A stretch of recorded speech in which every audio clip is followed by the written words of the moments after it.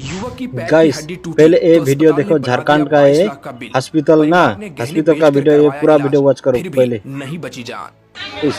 पहले ये वीडियो देखो, पूरा हॉस्पिटल में आजकल हॉस्पिटल में यही हुआ है, डॉक्टर लोग कुछ दूसरा बीमार के लिए दूसरा इंजेक्शन पूरा डिजीज डाल के दूसरा लोग कैसे कर रहे हैं, मार दे रहे आदमी का ना। तो पहले ये वीडियो वॉच करो हॉस्पिटल का। जी हाँ, एक युवक के पैर की हड्डी टूट गई थी। परिवार उसे अस्पताल लेकर पहुंचा।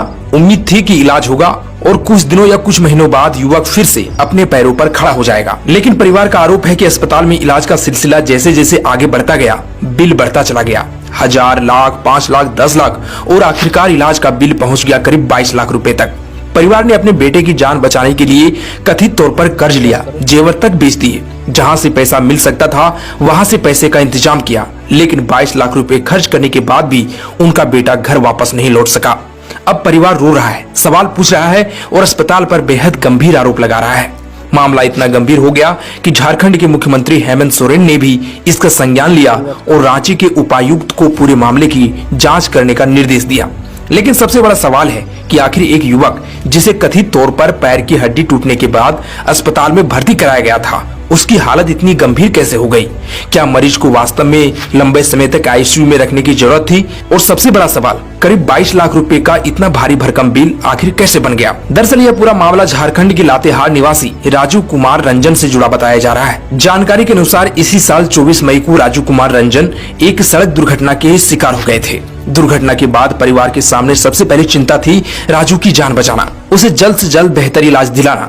परिजनों के अनुसार दुर्घटना में राजू के पैर की हड्डी टूट गई थी। इसके बाद इलाज के लिए उसे रांची के राज हॉस्पिटल में भर्ती कराया गया।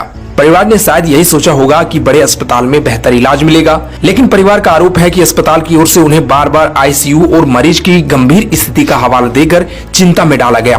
परिजनों के अनुसार उन्हें लगातार यह महसूस कराया गया कि मरीज की स्थिति गंभीर है और इलाज के लिए बड़ी रकम की जरूरत है।